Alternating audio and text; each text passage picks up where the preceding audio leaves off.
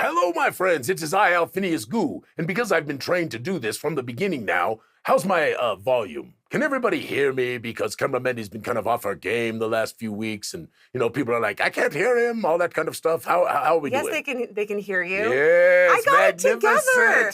Camera Mendy, together. I'm very proud of you. This is magnificent. You should see our studio. She came in and did all this cleaning up because we have some very wonderful things to tell you today. Lots of stuff. Here, I'm just going to flash over there really quickly. Oh, a little flash. Wait, don't do that. Yes. Notice there are 2 seats. Yes, 2 seats. Because, my friends, we have a very special, amazing, wonderful guest going to join us today at about 10:40, 10:35, 10:45, right in that range, who is Peter Adkison. And it is amazing, wonderful. He is coming here to actually play a game with us. He's going to game master a game for us. And we have like 7 or 8 of us that are going to be playing. And then he and I are going to go grab a little dinner and have a little chat about all this stuff that's been going on in the world. And Peter, I just want to tell you, you know, many may not know, if you are younger in particular, Peter was the person who brought magic to the world, and under the company of Wizards of the Coast. And beyond this, Peter also is a lifelong gamer, loves gaming, right? Just loves it. Like this old guy here too. And he was the one, along with his partners and the folks at Wizards, who really saved Dungeons and Dragons because it was going into bankruptcy. There was all kinds of crazy stuff that was going on at that time. And he's one of my heroes in the world of gaming. And I'm astounded. I'm excited. He sent an email. He said, I'm coming to town. You want to play a game? Would any of your friends like to play a game? And I was like, you doggone right. We want to play a game, right? So Alphinius hardcore fanboy. Fanboy. I love it. So no, seriously, I'm really excited to have Peter here join us in a little bit. But I'm also excited about something else because we have marvelous Adam Eason, who is one of the contributing authors, one of our members of the Contributors Guild, and also helped us author a number of different things within our various books. He helped dramatically, along with AJ and yours truly, with the Avoda Malou. Kerry was also involved a little bit with that, and Alexander. He wrote much of the Glooming Doom, which is a marvelous sort of eldritchy horror adventure that takes place in the Gloomport that we have yet to publish, but we are soon to publish it. Very exciting. And he's also really a wonderful guy. He's got a wonderful little channel. He's a great writer. And we're excited to have a little chat with him about the Glooming Doom and his coffee thing that he's doing. He's on that coffee thing. He puts some fiction up every once in a while in our thing. And we're going to keep doing more of this, as you all have seen, because to us, the stars of Gooey Cube are our friends and fans. And, you know, we're going to keep bringing on more of our friends and fans and talking about what they're doing and all of that stuff. We've got wonderful shows coming up. We're going to talk about Genghis Khan that's coming. And we've got this thing called Peculiar Brews that yours truly is working on for Genghis Khan, which is going to be a little adventure that's going to be run there. And it's kind of a prequel to Blood for the Khan, which is a magnificent adventure that really is dedicated to the folks at Genghis Khan. Anyway, I'm way off track, aren't I, cameraman? Yeah, we were going there. How come you aren't showing your face? There you are. There okay. So, hi, everyone. Hello, Good morning today. I have to look this way. Is this the way I have to look? Yes, exactly. Hello, cameraman. Hello. With that said, there's one quick topic. I know it's not a quick topic that we should address before we get Adam on, just to cover it, which is yesterday was a big, interesting day. Indeed. In the community. So Kim apparently has got a plan to do some kind of a video on Monday. Is that correct, Camera Mendy? So we're only going to give a very initial impression of what happened yesterday because we still haven't even had time to look into everything really, yet. And talk to our lawyers, right? Because that's the real thing, right? But it really appears, based on all the initial analyses, that this really dumbfounding adjustment that was being made. I think Kim will speak more about the marketing things of all of that kind of stuff. But this dumbfounding decision has been totally walked back. In fact, beyond it is actually, they appear to be adding more to it to protect third-party creators and all of that kind of stuff, right? And again, there's always devils in the details. And so we want to look at the details. We want to really look at stuff. But it's, you all did it. I cannot tell you. I mean, it is you. It is all of the gamer community who love the little publishers, the third-party publishers, who love the content creators, who love all of this stuff, who were de facto endorsing 5th edition. This is what they were doing. And they destroyed that in a matter of weeks. And we heard all kinds of stuff. The Kim's going to talk about this because it is really fascinating. Yes. Let me ask you. Yeah, go ahead. I have a question. Yes, please. What was the look on your face when you saw this news pop up? Like mine was like. I actually, again, Kim will talk about this, but I had a feeling as Kim that this was going to change, and I had a feeling it was going to change because of the sort of inside information that we had gotten about sales and D&D Beyond subscriptions and the volume that was out there in the influencer community, because the influencers matter. You matter. Everyone matters. And when organizations do things that are really untoward, and this was pretty untoward. It was ill-conceived. Here I am getting into it, but yeah. Listen, the look on my face was, oh my gosh, they did do it. They are very smart, because they were very not so smart. And then they got, what do they say? They got religion, so to speak, right? All of a sudden it became very clear that they were burying themselves, right? And this was on top of a fairly difficult toy season, from what I understand. Their sales were very poor, right? Now they're laying off people. They're putting out a movie, right? I mean, you couldn't step in more poop all at one time of your own volition. I mean, literally, you looked at the poop and you said, I think I'll step in it. That sounds great. I think they thought about those merchandising dollars.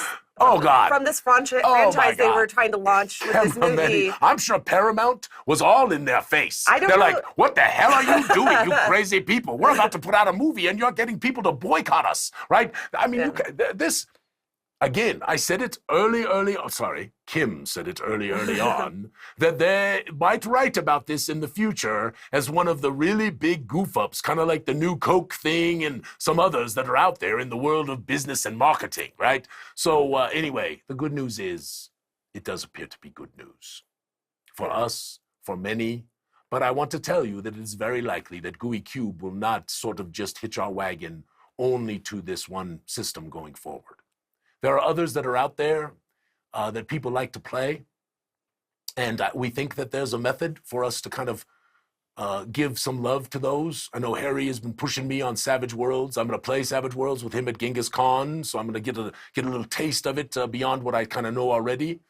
And of course, Pathfinder, we played Pathfinder 1E for almost 12, 15 years at my home games.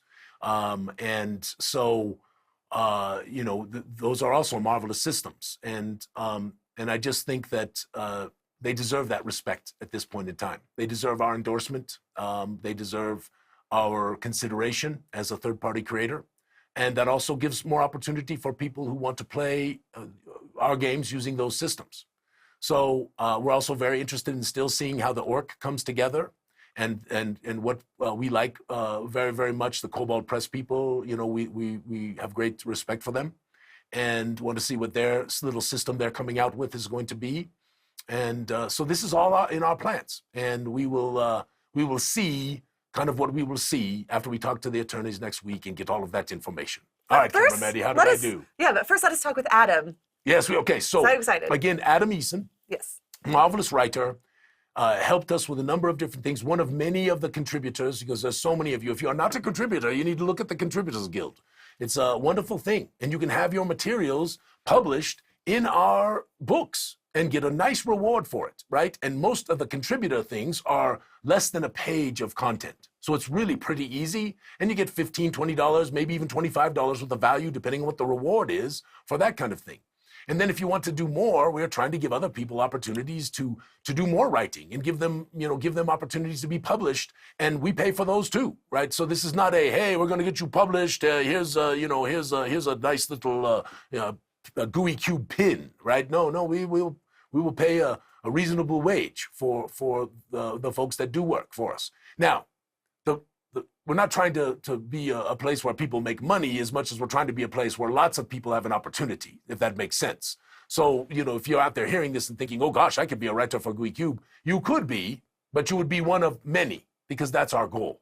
Our goal is to give lots of our friends and fans the opportunity to speak into and be a part of the world of Zyathé.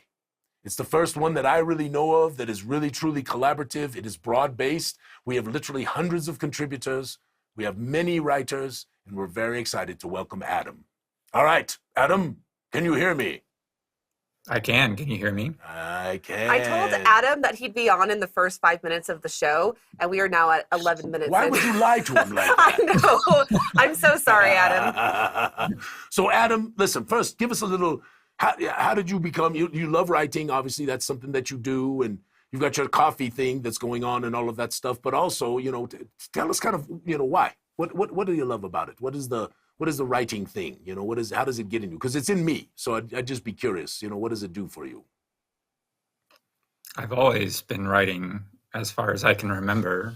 I mean, I even remember as far back as kindergarten, we had to write some mythologies kind of inspired by Greek myths. Mine was a thief who got caught by Zeus and was turned into a kangaroo, which seemed like probably the most ungainly form I could think of as a kid for a thief to become. And of course, the ironic pouch that he can't quite reach into. I hope that your parents saved that essay. I'm sure it's somewhere. They've saved just about everything. So it's been a part of my life for a very long time. I went to school for music. That's why you are a bard in the world of Zyathé. Yes, you are. You have his portrait. Oh, we're gonna put up your portrait real quick, Adam, so you can see this. Yes. So first, why don't you tell us about this one? Tell us who this is. This is. Can I remember his name? Selin Evan Salim. Yeah, there we go. Yeah. Now we did two versions, right? Because the other one is a little more Zyathic bard, or sorry, Zyathic half elf with a little bit of green tone in the skin. But we did two versions. But this is marvelous. Yes, you love this. And he is a bard of the Avorta Malu. It's been a while since I've looked at his backstory. I believe his mother was a human from Donvan, and his father was I think a wood elf or a high elf, some kind of elf. Yeah, wood elf. Wood elf. Yes, I remember. We worked on it together. Remember, that was fun. Yes, that's true. That's why two brains is better than one. And he is a traveling bard. Yes. And his kind of big motivation, his big goal is to travel around the world of Zyathé and collect as much music as he can. I don't know if the story blurb that I sent you will ever get published, but it was basically him talking about all of these different musics that he's come across with the Gorund kind of doing their sort of thrumming and droning kind of musics, and playing with halflings, kind of in bars and things like that. So I thought it was a pretty interesting kind of character. No, truly, and we'll be in the Darkenhaven box along with many others. So I'm going to interrupt you for just 1 second, Adam, just because there might be some people watching who don't know. So part of our ideas, go back to the portrait real quick. Go back to the portrait. We'll do this in a second. So part of our concept of the world of Zyathé is that many of our non-player characters will actually be our friends and our fans. And we are now well over 300 portraits that literally look like our friends and fans that are characters in the world of Zyathé. And they've been published in materials, they've been published in books, and now, of course, with Darkenhaven, we're going to put a bunch of them in that box and then a bunch of them in the Gloomport. And so this is a portrait program that we do, and we've tried to keep it as economic as possible, but we also, we believe in supporting artists. And so A lot of the money that you pay for a portrait goes directly to the artist. And so our goal is to hopefully eventually be to a place where literally almost every NPC that you encounter in the world of Zyathé is one of our friends and fans. So speaking of the Gloom port, Adam, tell us about the Glooming Doom, just a little bit now, because, don't do too many spoilers, but it's kind of eldritch horror, yes? It's got a little eldritch thing going on. Yeah, that was something I noticed when I was reading over the Weirded World. Was there's a little hint of eldritch stuff that's going on in the background, and when you approached me with the Glooming Doom and kind of asked me to make a pitch, I was sort of picking up on that. So there's a little bit of eldritch stuff that's going on in the background, but there's also something of a murder mystery that's happening in the foreground, and a lot of whodunit sort of things, along with, I guess, I was thinking of the phrase from Catch-22, just because you're paranoid doesn't mean they're out to get you. They aren't not out to get you. Right? Yes, that's right. Yeah. Yes, and you got to cruise around a little bit too. You got to go to a few different locations, and there's got kind of a twisty ending. I think people are going to love it. I think they're going to really love it. Yeah, there's kind of this web of characters, and everybody's got a reason to want to off the guy, right? It wouldn't be a good mystery if it weren't like that. So, it's a fun project to work on. Well, I appreciate you, and I appreciate all the writers that have, done stuff for us, from long ago when Jim Kenney first started doing stuff for us, and and we had Christy and Geeky Hoodie and I mean, just all kinds of folks. I mean, I could sit here and I could probably, goodness gracious, I could name hundreds of names of people at this point in time who have things that they've placed into the world, which is really magnificent. All right. I have a question for Adam. Oh yeah, go ahead. And any questions from the chat too? Anybody who's got a question? If anyone has any questions, put them in the chat. My question is, how is writing for a TTRPG different from writing just any old fiction? I think the biggest thing is that you have to write in a way that people are going to interact with it. So you want some specificity so that the GM has something to work with, but it also has to kind of be open-ended enough that when the players mess everything up, because they will, right? That the GM still has enough wiggle room and direction from the writer to kind of know what to do next. I think that's the biggest challenge, is like knowing that there are other people who are going to come in and take you're writing game pieces, right? So they're going to take your game pieces and move them around in different ways, and trying to give at least some guidance for, like, this is what, if the players weren't there, this is what would happen. Yes. And then when the players come in, you have sort of a default to deviate from, I guess is the way I would put it. Yes, and of course, we have a bent towards, now we don't do this with our side quests, what we call side quest adventures, which is the Glooming Doom is one of them, but we like to cliffhang the game master, much to some of the game master's chagrins, right? I've had Andrew, Marvelous Andrews, is a wonderful friend of ours, and I had the privilege of gaming with him last year at Genghis Khan, hoping to do it again. Andrew's always on me about, listen, man, you need to give us a little more information, because I want to know what's going on here, and I always say back to him, I say, Andrew, you got enough, because, but he and I have fun, John, back and forth, and sometimes he's absolutely right. We've missed something that we should have put in there, right? And other times I'm like, well, maybe you'll just have to wait till the next chapter, my friend, that kind of thing. So, all right, so tell us about the coffee channel. Tell us about first of all, tell us what it is, so because other writers might be interested in this and might want to participate, because it can give you a little patron funding, right? That kind of stuff, but also a place to express yourself that other people can read. Go ahead, please. Yeah. So coffee is kind of this, I guess, a platform that it's originally intended for visual artists. I get the sense, to kind of sell their work. There's a sort of social media-esque thing that you can post writing on, which is what I do. And then there's also a storefront that you can post your stuff to for people to buy. And there's also kind of a donation link that goes along with it.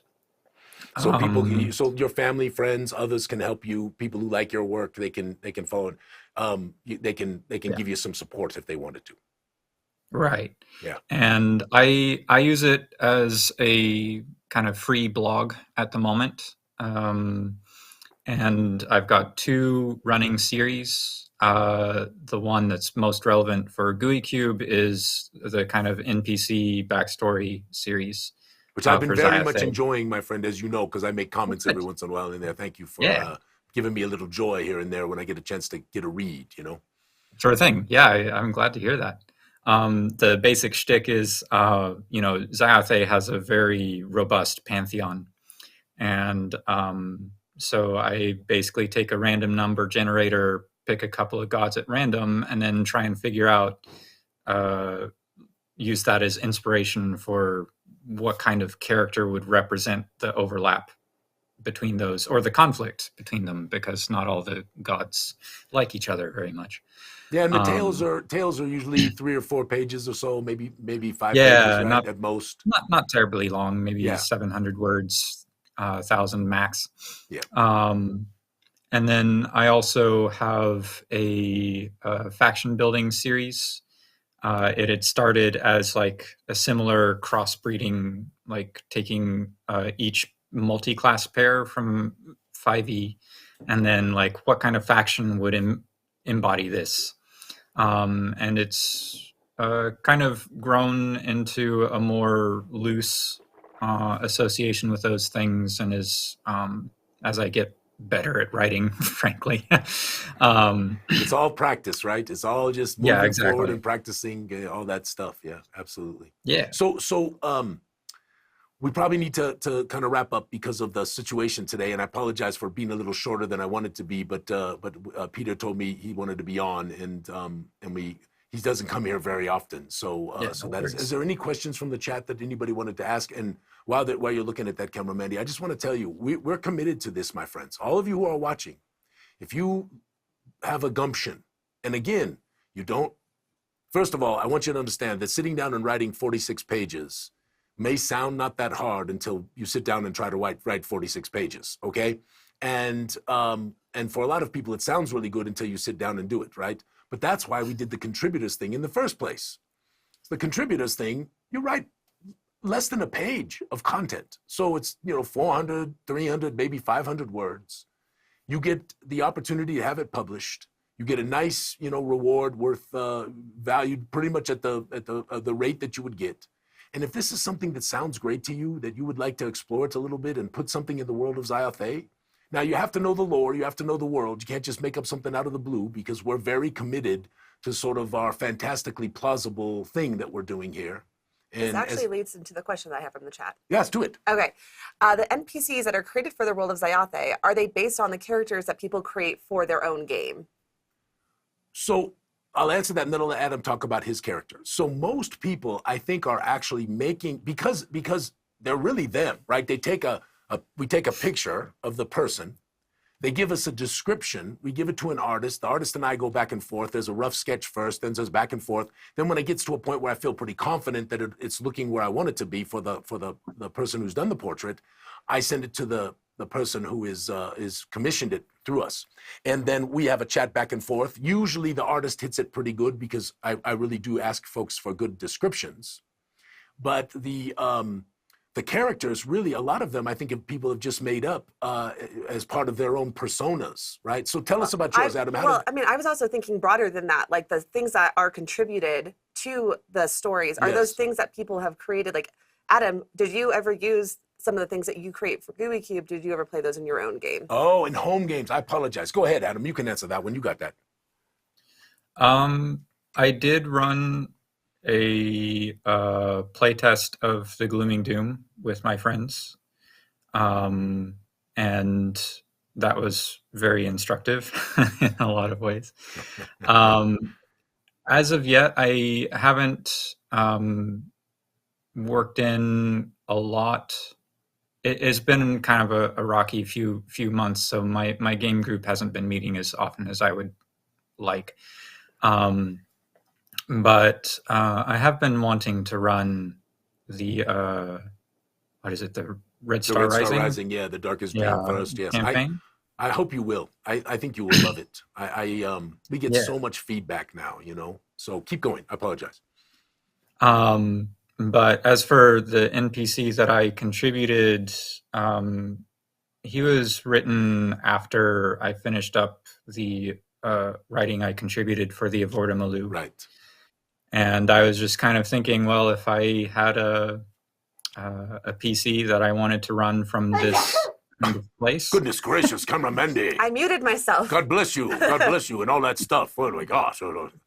Has anybody got a rag? Oh my goodness, we are so far away from each other.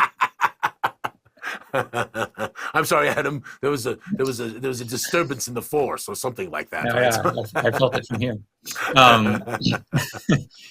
And so I was just thinking, if I wanted to make a PC from this place, what kind of character would I make? And that was the character I kind of came up with. Yeah, it's wonderful.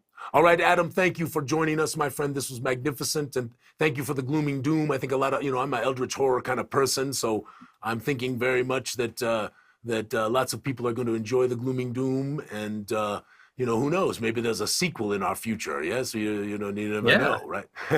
Yeah. I was glad for the opportunity. It was a great experience writing this.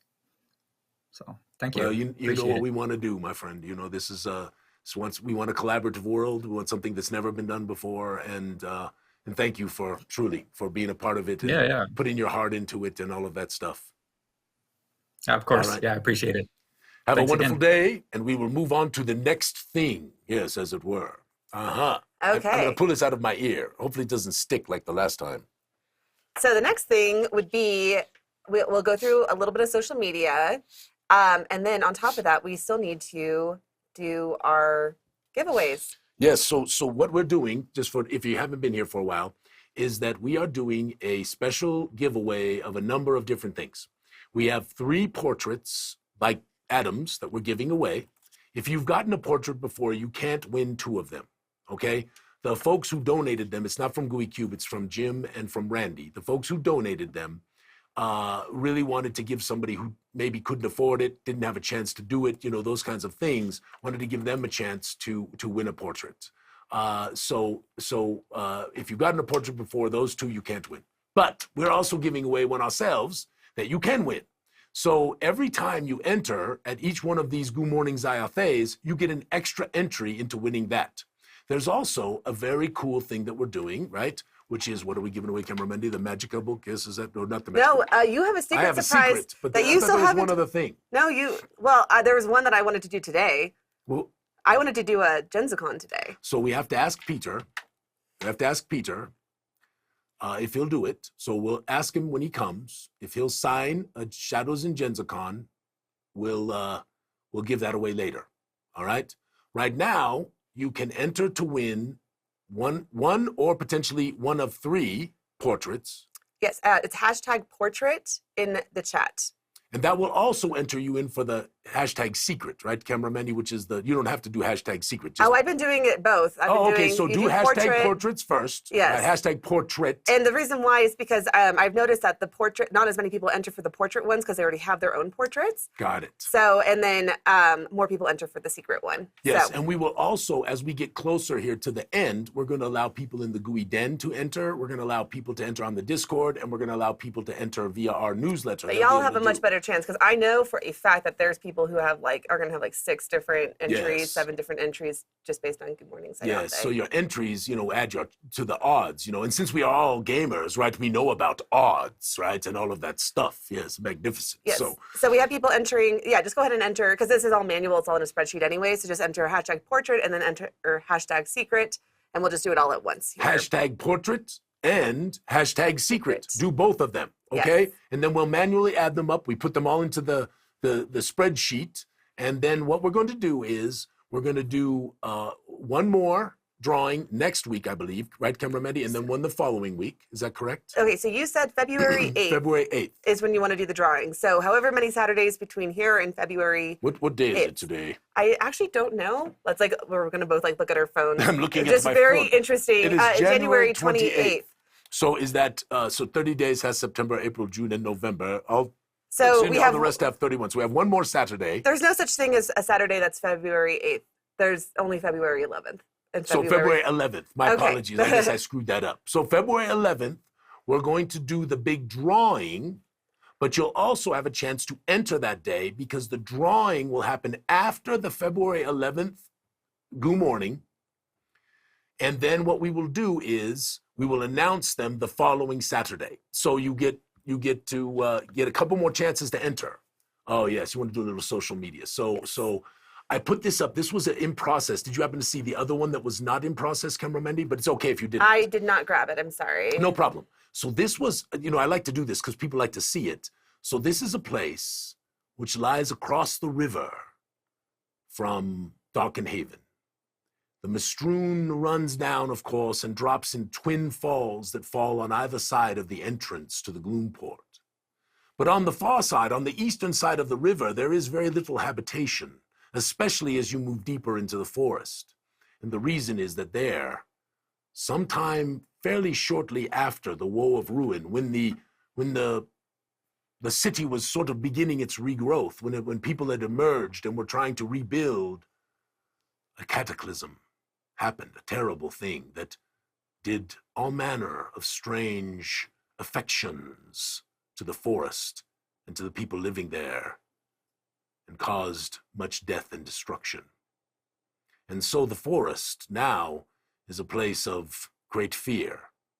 And there are people who live on that side of the river, but they live right on the fringes of the forest, and typically they are not so considered individuals. This is a place called the Shallow Grave Distillery. It is actually not just a distillery, it is also an inn and a tavern, a place where ruffians and vile individuals often might be found. Of course, there are lots of adventurers too who are both ruffians and vile individuals, as we know. Yes, so because the forest hides many secrets from long ago, some even believe there are ancient etheric relics that could lie within the depths. Ooh. And this is the beginning of Peculiar Brews, which is the game that we will be playing at Gen Con, where your marvelous characters will have a chance to perhaps help the Arnold family, a certain faction of the Arnold family, and go forward into this little forest and maybe have a little adventure. But This we will is me see. Yes. writing down Peculiar Brews. Yes. It's the first time I've ever heard of it. I put it up in the den. Oh, I put okay. a cover up, I think. Didn't I put a cover up? Peculiar Brews? Peculiar I love it. Brews, Okay. yes. I'm keeping track of all the side adventures that we have to do. So Yes, we have in the Dungeon of the Unix, we had almost 100 people purchase I know, it, I'm so right? excited. And another 30 that bought the side, the digital only. And Blood of the Con is coming. And I'm really excited about Blood of the Con. And then, of course, we're going to work with Luke on a Kickstarter for a marvelous adventure that we're very excited about called Guys and Gox. It's actually probably a multi-series adventure, assuming people like it as much as we think we are going to do. And we're going to give a lot of interesting tributes and fun inside secrets about Gary. And it is really, I cannot tell you how excited I am for it. I cannot tell you how special I think it's going to be. Of course, we'll have all kinds of artworks that'll have very, very much interest, and some of them kind of nodding back to old tomes and old books and old adventures. And I cannot tell you how magnificent I think it's going to be. And Luke and I have already had a number of sessions where we've talked about the adventure and what we want to do with the sort of first one. And it's really, I think you're going to be blown away. So, I'm excited. Yes. This is magnificent. This is Andrea, yes, with a prop. Yes, for Genghis Khan. For Genghis Khan. Okay, so I have some announcements for Genghis Khan. Oh, let us do that it. I already announced last week. But and again, I think Donnie might be in the chat, maybe Andrea as well. So Yes. Donnie and Andrea, if you want Camera and Mandy to shout out something, just throw something in the chat and we'll make sure that we get the word out, as it were, yes? Okay, so first off, if you are going to Genghis Khan, and you have a Kickstarter order with us, please email adventures@gooeycube.com and we will get your order ready. Anything that we have available at the office, and you can pick it up at Genghis Con so that way you don't have to wait for shipping. I had a second one, but I don't remember what it was. So excellent adventure. Mostly, we're just very excited for Genghis Con coming so up we'll here. be doing the Great Gooey Dungeon Game Show. Oh, that was on the other Thursday one. night. Yes, indeed. See how I Please got join your us. back? Thank you. That was the second one. So we will be live streaming the Great Gooey Dungeon Game Show. We're going to start doing advertising for that coming up here. And if you're new, it is so much fun. It is a blast. Even if you're on the stream, I hope it's still a good experience. I always have technical difficulties, so forgive me. But you get, as part of the stream, you get Lots a of chance to prizes. participate. Mhm. You'll have a player representing you as the Great Gooey Dungeon Game Show representatives, because there's players that represent each sort of faction. We'll have 3 groups in the room, and then 1 group that's the online group. And you have a chance to win all kinds of prizes and participate and give boosts to your player and all that kind of stuff. So it really is a grand time. And I think how many tickets have we already sold? It's quite a We're few, well yes, over 200 tickets. that for are sold. Yeah, in the room, I believe so. I think we have 200 seats. Oh, So Donnie, okay. you'll have to help me out. So Andrea, over you'll have to help 100 me out, then. but I don't Yes. know how many we've actually sold at this point. It's still a month away, but last time it was almost standing room only. And that's because we also pretty much, I would say at least 60 to 70% of the room walks out with a prize. So that, that helps, right? You're kind of buying your audience, so to speak, cameraman. Well, but I think people love it. They clap and they cheer and they jump and it's pretty fun. We'll also be running the Great Gooey Dungeon Game Show at GaryCon, and it'll be streamed to GaryCon's channels. And then on top of that, we'll be running it at Gen Con again. So we have 3 really big events coming up this year for the Great Gooey Dungeon giveaway. We'll do more on that. And assuming that Peter is up for it, I want to do a sequel to GenzaCon this year as well. And Brian, who was instrumental, Brian is one of Peter's friends who's also a lawyer who's now working with us. Brian was fairly instrumental in helping to craft the original OGL, and we want to put Brian in the adventure too, and a couple of other folks that weren't in the original GenzaCon. So we're going to add some cool people from Gen Con into the adventure, and so there'll be a second one. If you've not played Shadows in GenzaCon, you should. Especially if you like sort of mysteries and murders and all of that kind of stuff. It's got a lot of variability to it, gives you a lot of room to move as the game master, has a credible number of artwork pieces and a cast of amazing characters in this sort of whodunit thing that I think we've gotten a lot of good feedback from it already, but it's fairly new, right? So now but if you haven't, I think you can get it on sale right now, Cameramendi, right? Because we still got the sale going for a couple more days. So if you haven't gone to the website and bought stuff, you definitely should go to the website and buy stuff if you have the cash, because they're all on a deal right now. Almost everything's on a deal, and you can get special gifts for free on top of it. So it's really is our holiday sale that we've extended to the end of January. So check that out if you have interest. There's a shameless commercial. I have like so many comments that I have to read out. Okay, First go. off, Pam says that we have sold 228 out of 300 tickets. Whoa! For Genghis Con, for the Great Gooey Dungeon Game Show. Yeah, and we're a month out. That thing's going to sell So out. I There's know, no I'm so question. excited. Second off, sorry, I'm trying to follow the chat. Rick would like to know, are we on Roll20 with our materials? So Rick, we have the first 3 chapters of the Red Star Rising campaign on Roll20, and we might have a 4th here soon. That depends. But they are up there, and they work pretty doggone well. And we are proud to support Roll20. We are proud to support as many as we can. In fact, we're working on a bigger digital strategy over this next year. We just need to, just so everybody knows, Gooey Cube is like five people in a phone booth. Right? I mean, it's like, okay, so like you, during one of our videos for the OGL, we brought in our whole crew. Yeah. But just to be clear, that whole crew is like our marketing agency crew who gets to fit in about 5% Gooey 5 to Cube. 10% of their Gooey Cube time, right? Yeah. So because we have to have a day job, because Gooey Cube isn't really a moneymaker for us. But it is We're a getting passion there. project. We love it. Lots of people have supported us.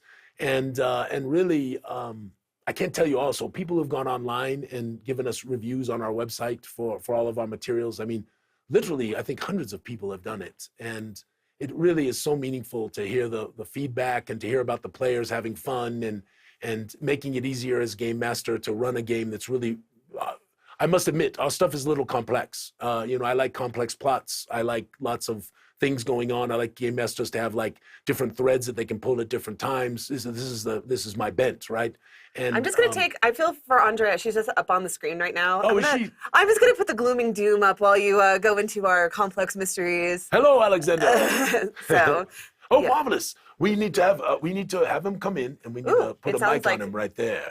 We will. All right. Okay, If he needs a cup of coffee or anything like that, let's. This Sounds is one of my heroes. I know. Like one of my superheroes, right, in the game world. All right. Shared, All right. Wonderful. Okay, So well, Peter has arrived. We're excited We'll to have quickly him go come through the say rest hello of to us. social media. Great things are happening, talking about online VTTs. Ben. Yeah, it's fine. Okay. Adam just told me we have a couple minutes. Okay. He's coming in and getting ready. That's so fine. This is kind of like cameraman said. She felt like it was a con day, right? So we kind of have that buzzy thing going on around here ourselves. So we're pretty excited. Focus on social media, though. Okay, this is a big deal that happened here. Ben did this. Ben, my friend, you're marvelous, and thank you. Ben has spent a lot of time getting our stuff up on Fantasy Grounds. And not a lot of people play on Fantasy Grounds, right? But a small number do, and they love what he has done. Now, he's doing it anyway because he's doing it for his group, but he is like really good at this. Ben, you're really good at this. I don't know how you got really good at it. I'm not really good at that kind of stuff, but Ben is. And so if you're a Fantasy Grounds person and you want to run, the Red Star Rising campaign, Ben is putting them up there, and Ben gets paid every time that you get the adventure out of there. Now, honestly, Ben didn't do it for pay. Ben did it because he wants everybody to play it and have fun and be able to do it on Fantasy Grounds, and yet he wanted to do it for himself as well. And but it's nice that if we could buy him dinner and his wonderful dear Giza, if we can buy them dinner every once in a while for our support, that would be a wonderful thing. So anyway, it's fantastic. Ben, thank you. You're marvelous. And congratulations on finishing Chapter 2. Chapter 2 Yeah. finished. Yep, that's Chapter 2, and he's talking about Chapter 3 here coming up, so that's exciting. Okay. So oh, Harry did this guy. First, I thought it looked like Alfabio in a hat. Hello. They're going to mic you up right now. Yeah, this kind of cameraman. He called me a fanboy. It's true. Yes, I'll try not to drool on you, Peter, as best as I can when we chat. So this is Harry's most recent creation, and this is Elwood, who is a character in Harry's adventure that he wrote called The Mud Mounds of Bleak Bottom Bog. That we are hoping to. This is going to be part of our next Kickstarter. That we want to publish it. I actually already did cover art for it, and we've got all kinds of cool things planned. But Elwood is an interesting character who we had the pleasure of meeting ourselves when he ran a little play test for us the last time that we ran it. So, Harry, magnificent, your stuff continues to astound and amaze. Yeah, and there's another very special sculpt I get to show next week because he did one of Camera Mandy. He gave you some love, yes. And with that said, I did want to point out that Harry's stuff is now also available on my Mini Factory, and I believe he has STLs and the actual minis available. Yes, so you can see Harry's minis there. Again, I don't think Harry really did this for money. I think he does it because he loves his art. But if you want to get some STLs of Harry's marvelous characters in Zyathé, please do that and give him a little love. So that'd be magnificent. Okay, well, do you want to go ahead and switch on over? Do. Oh, okay. So I'm supposed to unmic? Is that what I'm going to do? Yeah. Why don't I just pull this mic That's over? fine, you can pull it We over. got plenty of, besides, otherwise I have to expose my chest, and Peter might not like that, he'd be like, oh my God, what are you doing, man? That kind of stuff. Hey. It is hold on, I'm going to drop this. I better not. It is my pleasure. It's my pleasure to be Good here. to see Thank you. you for having me here in the cube. You are in the Gooey Cube. Am I in the goo? Don't Am I in get the too cube? sticky. Don't get sticky. So, I am a fanboy. You know this because I've already told you this. I have I could spend hours, right? I could spend hours, but I want you, because of what's just gone on with all of this craziness, Yeah. if you would tell folks just a little bit about your background, how magic came about, how how the OGL came about. Right. Sum up my life in Just a 5 little- minutes. Listen, I have a feeling that there's a few other fan peoples out there, yes? So we can go a little longer if we need to be Well, in. whatever. It's your show, man. Yeah, I'm here yeah, for yeah, you. Whatever. Hi. This is Peter Adkison, famed in the world of gaming, one of the most famed. Infamy. I have a little bit of that probably, Yeah, too. probably a little infamy. So Yeah. tell us how it happened. Because I have a friend who's Yep. named Chris Williams. Okay. And Chris Williams still remembers to this day at Gamma, Uh-oh. you Well- standing up in front of everyone Uh-oh. and saying, my friends, Magic the Gathering is going to be the next great thing in gaming. Did I say that?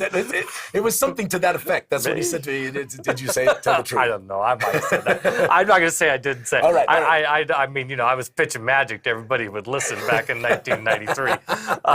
So, yeah, well, I started Wizards of the Coast to be an RPG company. Yes. Like you, my love was RPGs. Yes. And thankfully, I met Richard Garfield, and he invented Magic the Gathering. Otherwise, I think Wizards would just be another long dead company along with hundreds of others that scatter the cemeteries of But we all do it game for our companies. passion We anyway, do it. right? We It's do it. passion, right? Yeah, It's, do it. It's the whole thing. Yeah. And a few years later, I got to get back into role-playing games when we acquired TSR, which was Dungeons Yes. and Dragons. Now, and, listen, yeah. people need to know this.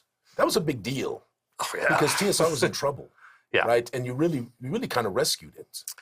I that's what my publicists say, I mean, I appreciate that comment. I appreciate people saying, Peter, you saved D&D. Maybe I think the brand is an amazing brand. D&D is an amazing game. If it wouldn't have been me, somebody else would have done it. It's not like Dungeons and Dragons would have gone away if I wouldn't have shown up. Yes. But it is possible that they would have gone into bankruptcy, and then the problem with the bankruptcy situation is that the pieces often get kind of split up, go in different directions. Yes. So you can imagine a scenario where Random House got the book rights and the novels and maybe Dragonlance, and somebody else ended up with D&D, and who knows? Yeah, and then you know what happens to that, yeah, right? They kind of tend to die a slow death, right? That's what Yeah, happens. maybe not. I mean, sometimes, not always. Sometimes it works out well. But I think it worked out great. It did. That It did. I happened to be in the right place at the right time and had a lot of money because Magic the Gathering had Yes. sold a lot, and we had a nice war chest. And so, so this was in 1997. It's kind of a Yes. blur. We acquired TSR as part of Wizards of the Coast. A couple years later, we became the distributor for Pokemon. Yes, I heard about that as some well. people, I think a lot of people don't All you realize. Pokemon people out there. I think a lot of yes. people don't realize that Wizards of the Coast is a company that brought Pokemon to America, Yeah. at least the cards. Yes. And then we sold the whole thing to Hasbro, and then I bought Gen Con from Hasbro, and Because I've they owned didn't really Gen Con want ever it, right? since. They didn't really. Well, who depends on they? I think that what was on strategy for Wizards of the Coast might not have been on strategy for Hasbro. Makes so sense. Hasbro was, as a larger public company, was in those days especially more interested in staying focused on publishing brands in the toy and game industry, Yes. not being a retailer. Wizards, we had a bunch of retail stores, Yes. running conventions, stuff like that. That was kind of outside what Hasbro really wanted. So I don't think it was a bad move or anything like that. I think it was just a different strategy. Well, Gen Con, is spectacular, right? Thank This is, you. well, Thank you know, you. you know Thank you. it. I Thank mean, you. it is. I do like it. Yeah, it is it's pretty cool. magnificent. So I want to deviate for a moment, and I want to talk about the Okay, OGL. I was warned that you might. I want to, and I want to make sure, Camera Mendy, if anybody's got questions Yeah, for our sure. marvelous Peter, will you? Yeah. Will you? Someone wants to see the Peter portrait, so I just texted Adam to ask if he could bring a Oh. Shadows and Jensen come from off my desk. Oh yes. yeah. So I love that. By the way, are Yeah. you responsible for that? That was all Kim over here. Kim did Yeah. that? So It's very- I it's was, lovely. I did not paint it. I Yeah, was but it's responsible for lovely. getting you It's a the lovely picture. folios and getting Yeah. you the printouts. That's all It I will did. soon be hanging in my studio. Yeah. I cannot tell you. Yeah. So I want to talk about Jensen Con, but I Yeah, really okay. want to talk about this more. Mhm. Because obviously there's been a horrible, terrible time just of this last time. Oh, the OGL. Yes. But first, the whole industry woke up and realized, hey, wait a minute, our businesses are hanging off of this contract that WotC could change at any time. Yeah, I think it was an interesting wake-up call for the vulnerability that's there. Yes. So, but So in real life, my name's Kim, right? But I play a wizard on TV, right? Yeah, and I've done a couple videos of this because I'm a marketing guy, right? And I've talked a lot about the influencer world and how important it is. And I have talked a lot about you and the other folks who kind of put this OGL in place in the first place. Right. And the brilliance of it. Oh, well, thank you. Ryan Dancy deserves I a lot know of credit. Ryan was the inspiration, right? But you worked on it with also with Brian, right? Yeah, and Brian Lewis. Ryan Dancy is the guy that spearheaded it. If it wasn't his idea, he's the one that grabbed it as an executive and made it, his project. It was obviously a legal document, so Brian Lewis became very integral to it. And I was, the guy who enthusiastically and immediately said yes. So I'll take credit for moving quickly and saying, yes, that's a great idea. You got to give it the stamp, let's right? do it. I think that I had just gone to business school, and I was just starting to understand the idea of network externalities, or the power of a platform, or how the value of a platform or a network. Yes. It depends on the number of people using that platform. So you think of social media platforms, you think of operating systems and computers, Linux was big in those days. Yes. Windows versus Apple, you think of all these things. And so I think that Hasbro has been thinking of this as an intellectual property play and an IP. Like, we have this game and everybody's using our game, we should get some money. When they should have been thinking about it like the way that Ryan and I thought about it, and Brian, which is that this is a platform that we can get the entire gaming industry behind supporting our, D&D, our brand, Yes, of right? course. Right. Absolutely. And that was the play, and it worked. It worked great. It didn't just work. It was phenomenal. And this is what I was saying, Peter, because I am a marketing guy for real, right? And I've worked with big brands and all that kind of stuff. And I was looking at it, and I was trying in my mind from the time it came into play all the way through this last, last year. Yeah. How much do you think in your heart of hearts is the value of having literally hundreds of thousands and probably in the millions of people de facto endorsing your brand? Right. Yeah, exactly. It's brilliant. Right. I mean, it is, and then, of course, I'm on the other side where I'm like, who throws that in the toilet and flushes it down the toilet? Yeah. Bad move.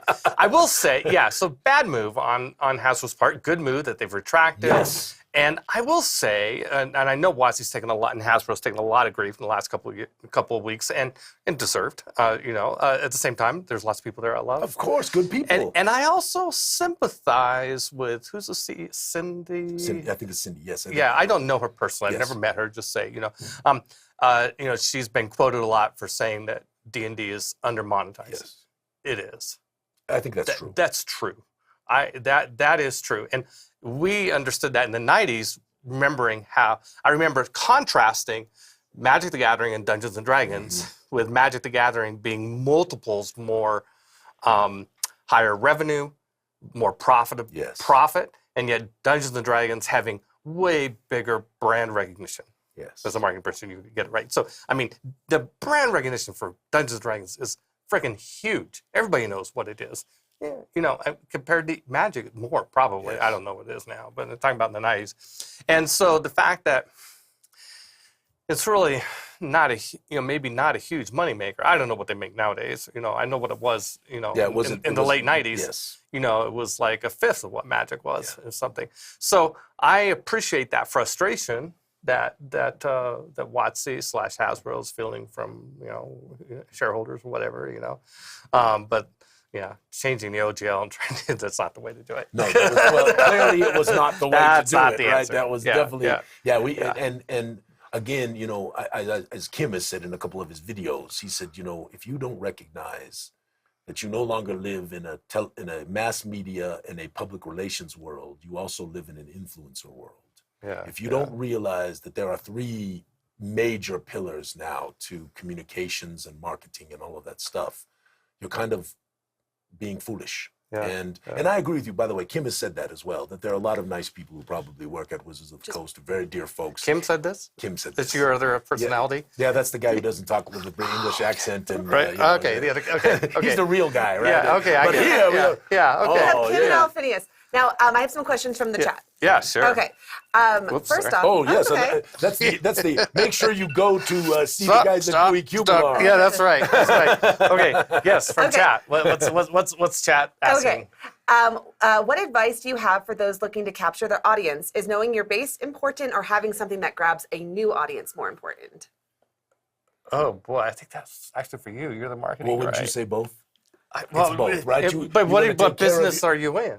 That's fair. I'd say let's start with what business are you passionate about? What is it that you love doing and want to do in your business? And and then okay, is there a market for that? Yeah. Right, and go out and find that market. I don't know. I tend to go from my heart more than spreadsheets. Well, that was our thing with Gooey Cube, right? This was a bunch of us just love playing, right? And Yeah. I did hear this from a number of people when we were walking down the road. They said, the fastest way to get to $1 million in the game business? And I said, what's the fastest way? Do you know the answer to this? Start with 6 2 million, million or 2 something. million. Yeah. Start with the game business. Yeah, start with some number higher than $1 million. Yeah. Exactly. Did that answer your the question from? I got more questions for you. Yeah, I got go loads. ahead. Okay. Peter, what advice would you give to new designers who are just now breaking into the RPG industry? Well, let's see.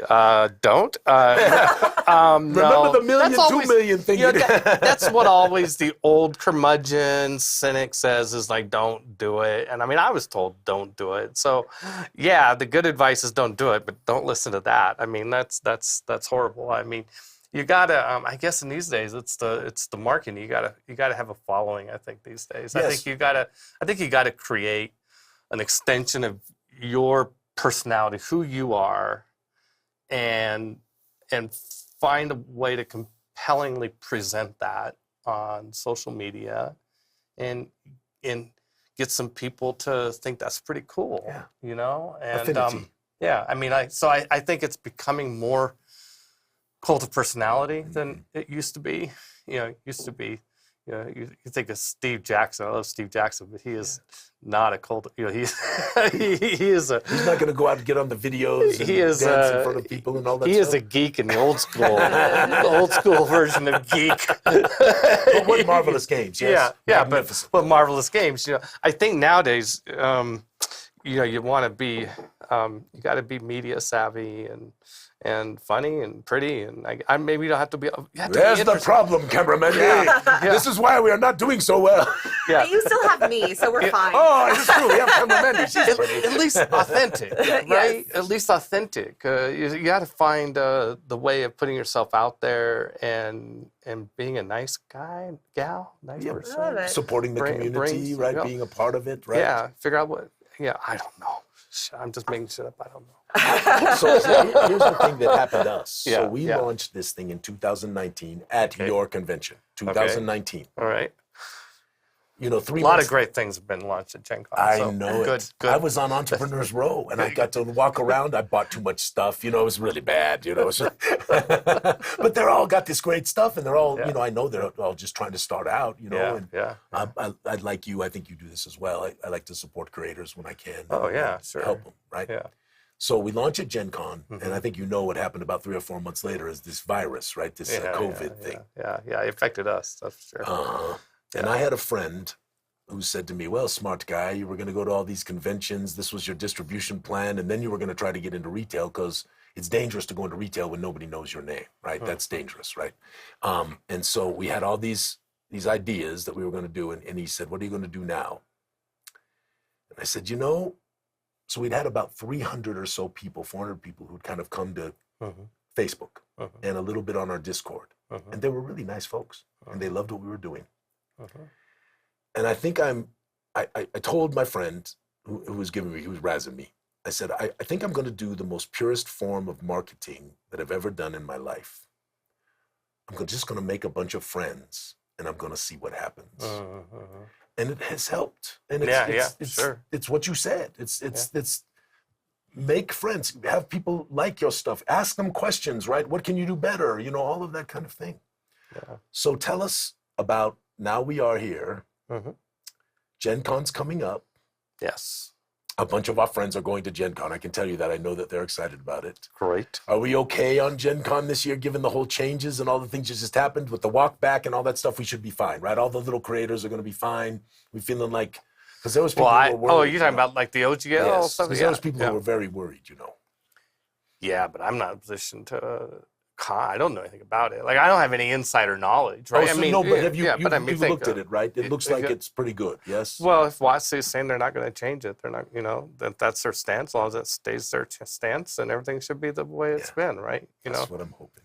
Yeah, yeah. That's what I'm hoping. But it, you know, it's it'll be interesting to see whether or not, you know, Orc keeps going forward. You know, if you know, the question is, has that horse left the station or whatever that is? Yeah, at the barn. Is the horse out of the barn? But, you know, whatever that. Yeah, like now that there's been a wake-up call to the gaming industry that to a whole bunch of businesses that their business is linked to this document that WotC believes they can change whenever they want, in whatever the way they want, then is that going to cause, you know, that has spurred Orc and other, you know, now there's a big list of companies that said, well, we're not going to use the OGL anymore, we're going to use Orc instead. If that keeps going and continuing, that's a question. I don't think that I'm not sure how much it matters in the short term, but I don't think the small companies are going to get hurt based on what's happening right now. This is way better. The question is whether WotC's going to get hurt. You know, I think they are. Right. I mean, and will they really? If a whole bunch of, I mean, D&D is still an incredibly strong brand. I mean, a lot of people have really tried to mess it up and somehow failed. It's still there. It's still anyone who thinks it's going away. I mean, D&D. Yeah, I mean, D&D's the brand that, I mean, you know, that's not threatened in any way. And how many people really would quit playing D&D? I don't. Yeah, they might take know. a share hit, right? But it's still, it's not putting them out of business. Yeah, I'm glad for that. I don't see the landscape changing much, except in this sort of like a bunch of people start doing Orc instead of OGL. Then WotC loses a little bit of platform, but you know, if they can still keep all the influencers playing D&D, that helps. As long as Matt Mercer's still playing D&D. Yeah, Matt, are they magnificent? They're just magnificent. Yeah. Okay, last question. Oh. And then, I not last question. Questions from the chat. Okay, yeah. Do you have any predictions for what the next big thing is going to be? You've been I love this question. Yeah, okay. I do have predictions of the next big thing. Okay. It's been the same prediction for like 20 years. So, like, if you're talking about tabletop gaming, like where I think the next thing that's as big as Magic or D&D or Warhammer or something like that, I think people have been, you know, playing around with the edges of this, but nobody's cracked the code and come up with a killer app. I think intelligent game pieces. Yes, where they can actually move and now I'm not talking about the VTT space. Okay, that's great. Okay, VTT space, that's cool. But if you're talking about a tabletop experience, is it miniatures or whether it's meeples or it's trading cards or whatever it is on a surface, and these pieces are aware of where they're at. These pieces, there's software that is aware of the status of these pieces and can calculate ranges between the pieces, and all the stuff that is being digitized and automated in the VTT space. Could all that the electronics, the digital, the computing that it takes to do that be hidden? So it feels like you're playing a miniatures game, or you're playing D&D game, a very crunchy style D&D game, but no, you're just moving miniatures around, and it feels very organic. It feels tactile, and you're in the idea of a shared space. You're all sitting around a table, looking at each other, looking at the space. It's what we want: the power of the circle, the power of the tabletop space, and the power of the electronics. But the not everybody's looking at a screen. And, Jordan, Weissman tried to get this to work with Arcanum or something like that, a number of years ago. A number of people tried to get something like this working, but it's always a little kludgy. It doesn't quite work right, stuff like that. So somebody's going to do, that's my prognostication, somebody's going to do a killer app in that space and make a ton of money. There you have it. From the mouth of one of the It's not going to be me because I don't have enough energy to start another company. But you do have a world, yes? I have a hobby. Well, I have Gen Con, yes, Yes, but of course. I've got a great guy and great team, and they run it. And I'm doing the Twitch channel, and I'm making videos. It's more of a hobby. It's not. Will you tell us about it just a little bit? Yeah, so I have a film studio in Seattle called Chaldea Studios. I have a fantasy world called Chaldea that I'm building through streaming RPGs, and I have a program called Actoroki, and our tagline is turning RPGs into movies. So what we do is on 1 week, we stream an RPG, then we write a screenplay adaptation of the story created at that table, and then the next week I film actors acting out that story in front of a green screen, and then I edit that into a movie. Don't worry about that. Sorry.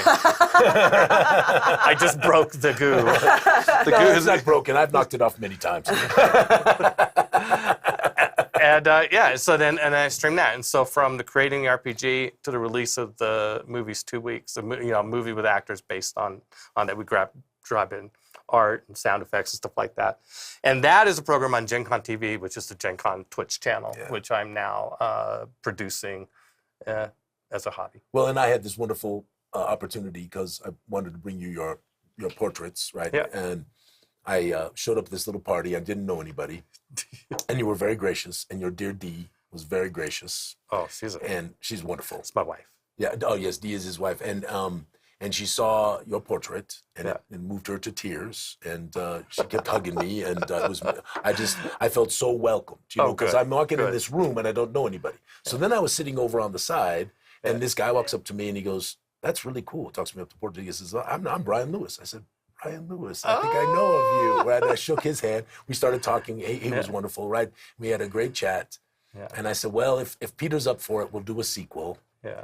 And I'll put you in this next one. So nice. So now I got the pressure from Brian. So you got to say yes if you're willing to do so. If we could do a sequel to this. Yeah, we'll do a sequel. Sure. Yeah. You heard it here fast. So now the question is, this is one of them right here. So now this is the question. Peter, you signed one of these for me. Yeah, sure. There's not another signed one in the world. Okay.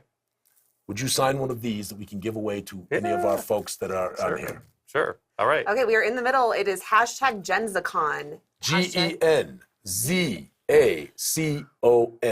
GenzaCon. Say Gen Con with the ZA in the middle. Yeah, exactly. Exactly. And while we're doing he's not the only marketing person. Better than me. Better than me. No, listen. Tell us about Gen Con this year. So what are you thinking? And it's starting to come together. It's all coming together. Yeah. We're going to be in Indianapolis. I don't know when. Sometime in August. Yes. Best 4 days in gaming. It is the best 4 days in gaming. Gen Con's all about tradition and history of the tabletop gaming. Gen Con started before Dungeons and Dragons was invented. It started off as a wargaming convention in 1968 in Lake Geneva, Wisconsin. It's been going for however many years that is, 55 something years. And as every new thing that's happened in tabletop games has happened, Gen Con's featured it. So whether that's role-playing games or collectible card games or the newest board game, cosplay, LARPing, you name it, it all happens at Gen Con. And we're now the biggest tabletop gaming convention in the world. 60, 70, 80,000 people every year, right? Well, it dipped because of the pandemic. Yes. So 2019 was 68,000 unique attendees. That's and some of them are really unique. I know that. It's wonderful. It's a wonderful collection of marvelous people. It's right. It's fantastic. So I'm going to tell you a story. This is not with Gen Con. It was at another convention. Okay? Yeah. So most of us are gamers here. But one of our partners is not. It's not his thing. But he went to us to this convention. And this is what I've seen many places, and you have seen it as well. And there's a huge gathering at this convention of all kinds of us geeky people, right? Yeah, all of us nerds, right? We're all over the place. And he said to me afterwards, he said, I sat there with with Mike and a couple of others, and we had drinks, and we were laughing and doing all kinds of fun. And he said, it's fascinating. There's probably 3,000 or 4,000 people, absolute minimum, in this big room. It could have been more like 5 or 6. He doesn't really know. He says, but I watched the police on their cell phones, texting their friends, laughing with each other. They weren't even paying attention. Yeah. The police were bored, I'm sure. He says, I have never seen that big of a group of people together Yeah. who were so nice. Yeah. That's absolutely true. It is I true. mean, it is true. We get that from Indianapolis. Indianapolis loves Gen Con. We know it's authentic. We know they really do because, like, we don't create troubles. No, We no. don't. We're friendly. We just want to, just give us our Doritos and Mountain Dew, and place to play a game and turn loose. I got a great comment from our friend Donnie, who actually runs Genghis Con. Yes. He said that he constantly Yeah, watched a video of Genghis. you. Yeah, Genghis. It's a little con in Denver. It's magnificent. No, I know. Yeah. But he says he loves watching the video of you teaching people how to make mimosas on Facebook. He says he watches it all the time. No way. If I would have known, Donnie, we would have had some things here to make mimosa. I posted that like years ago on a fluke. That was funny. yeah. I'm glad that you know what I'm talking about because I I threw do. that out there and I don't sometimes know. Well, it's the whole thing. It's like, okay, I'm going to make a mimosa. And I got champagne in one, and then I got juice in the other, and I'm going like, okay, the key is not too much, And then like, eventually, a little bit goes in, like, whoa, too much. Well, that is too much juice, but I'm going to drink it anyway. That's the He video. says he watches it all the time and he put all the time in caps lock. So That's funny. That means something. Oh, thank you. I'm glad you liked that video. I have another video in the same spirit. I'll have to text it to you. Yeah. Okay, we'll put it up. Okay, yeah. But yeah. Tell that guy I'm going to send him a link. So, my friends, this was magnificent. Peter, Thank you for having me. We are very excited. We have a group of people out there because we get to play with Peter today. I'm going to run a game. Run a game for us, and then we're Yeah. going to go have a steak dinner. Yes, that's right. Now, you guys got a fancy place. I hope you know I'm running a game. It's very basic. There's no fog machines or anything like that. That's off the hook. That's yeah. just, It's just going to be like old school. So we have a battle mat coming. Yeah, we have okay. markers. Yeah, okay. In the old days, though, we used dominoes. Dominoes were You our use Domino's. walls. We use Doritos and Yeah. M&Ms. Yeah, Actually, we had the actually- Dorito Monster. But we actually got miniatures really soon. Yeah.